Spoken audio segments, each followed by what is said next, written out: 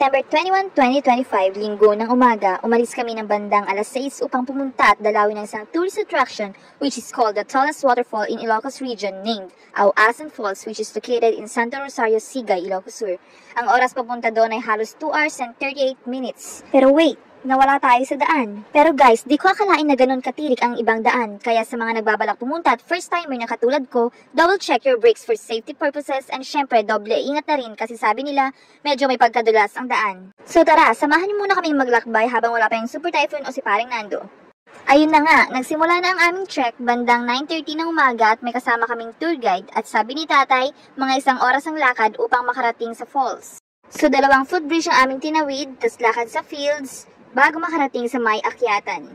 Siyempre naman, may baon kaming tungkod habang umaakyat dahil hindi ganun kadali umakyat. Tingnan nyo naman.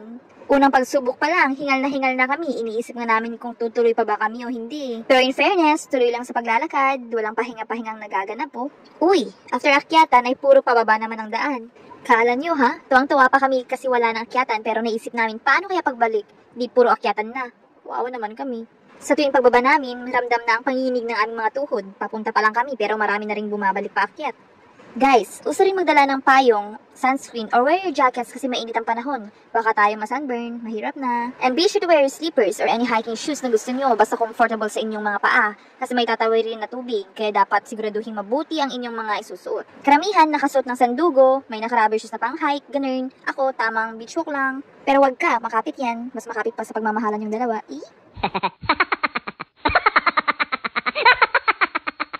So ayun na nga, pababa lang si Rumi and friends para isilang honeymoon. Charot. I'm done hiding, now I'm shining like I'm born to be.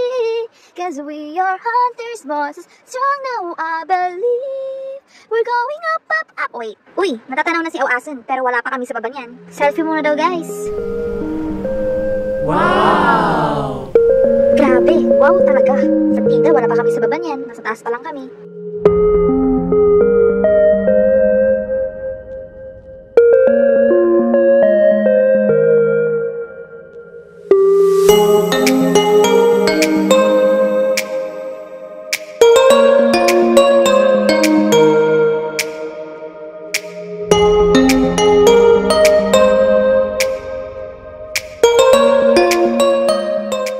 So let's go, continue your journey. Baba lang ng baba, basta wag suot ng iba ang ibababa.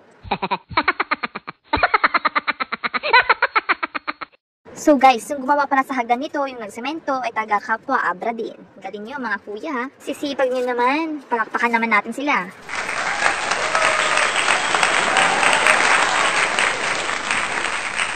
So ayun na nga, tuloy lang natin ang pagbaba guys, hanggang sa makarating tayo doon sa pinakababa.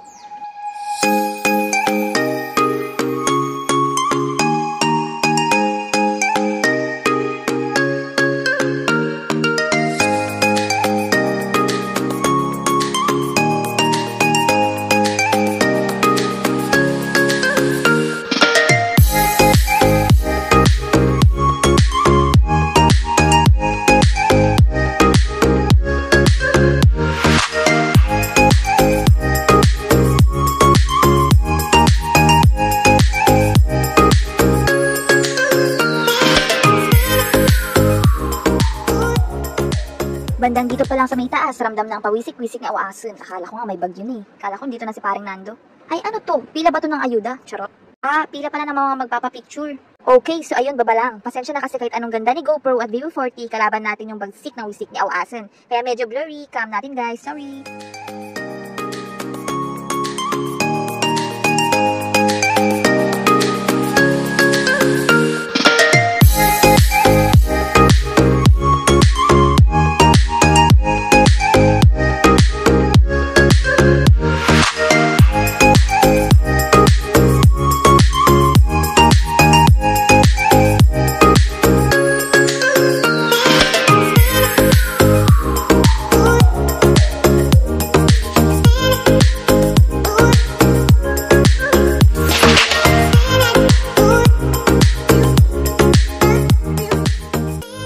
But wait, bakit andito si Pikachu at dinosaurs? Nailipat na bang Jurassic Park dito? Charot.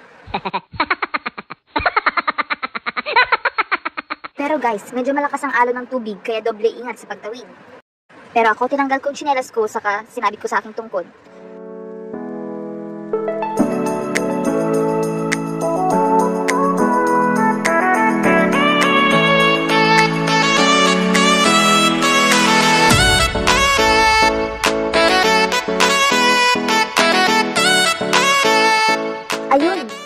tapos nakatawid din.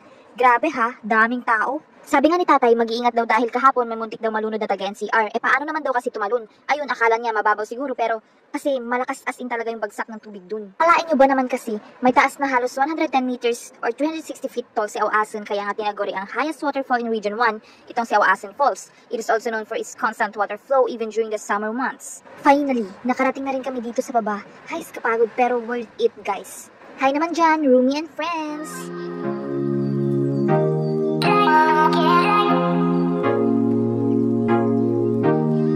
Pwede rin palang umakyat sa may bandang bato guys para magpa-picture. Ingat lang sa pag-akyat kasi medyo madulas siya.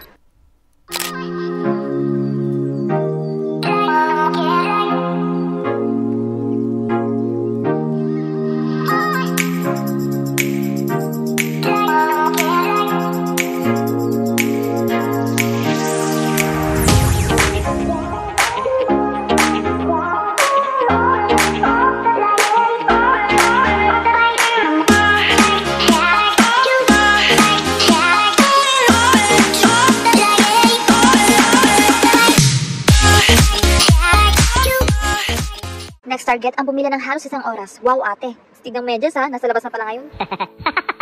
First time ko rin makakita ng rainbow dito sa baba. Wow! So kawin na ba?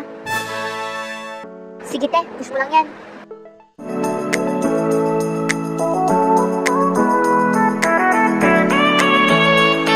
Next, si Rumi na.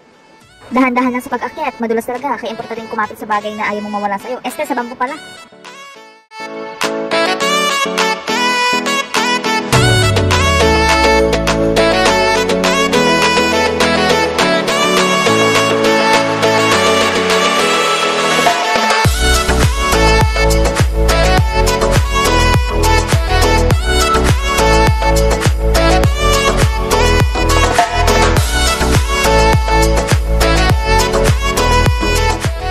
So ayun na nga, tapos na mag-enjoy kaya oras na para umakyat pabalik.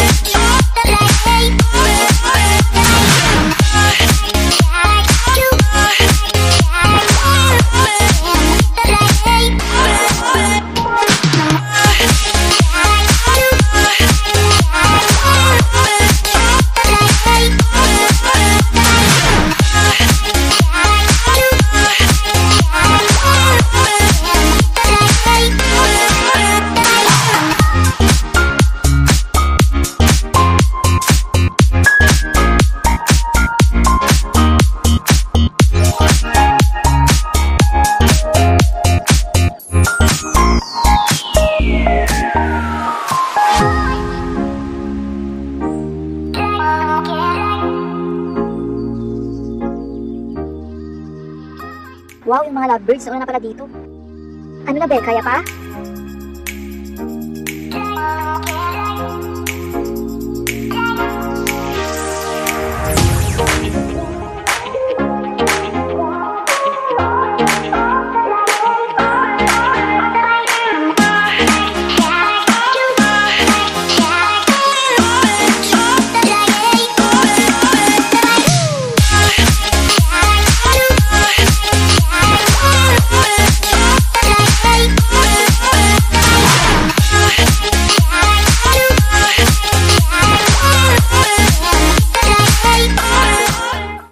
But wait, there's more. Maging Sea Rangers muna tayo.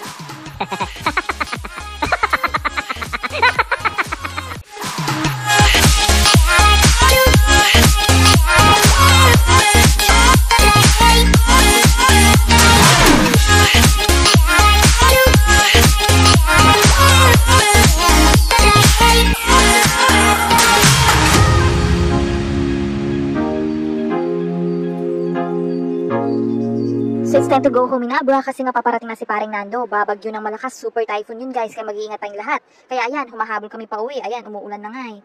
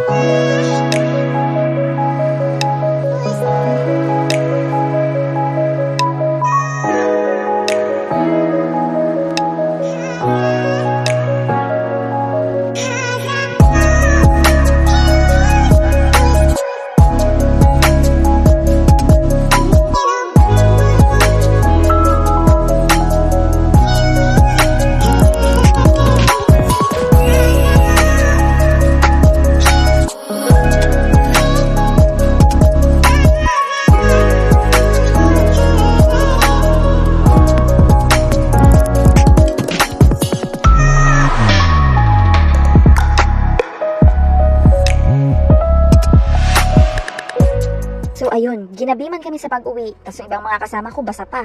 Pero kahit ganoon, enjoy at sulit ang pagod. Kaya sa may mga gustong pumunta dyan, go guys, kaya nyo rin yan. Kinaya nga namin kayo pa kaya? Malayo guys, pero once nandun na kayo, promise, matatanggal pagod nyo sa ganda ng view. So, guys, hanggang sa uli, kita-kits sa aming next journey.